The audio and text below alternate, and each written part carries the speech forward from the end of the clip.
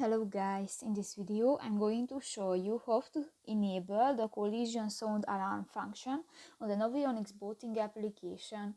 But first of all, I just want to mention, please don't forget to subscribe to our channel, because at 100,000 subscribers we are going to show you our YouTube revenue statistics and growth strategy, how to make money online. So let's jump into it.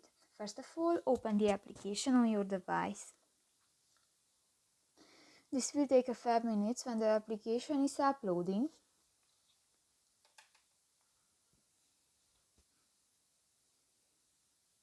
And go to the layers icon at the lower left corner of the screen. Go to the AES settings button, and here you can find the collision sound alarm. And if you want to enable, just click to the next circle icon F, and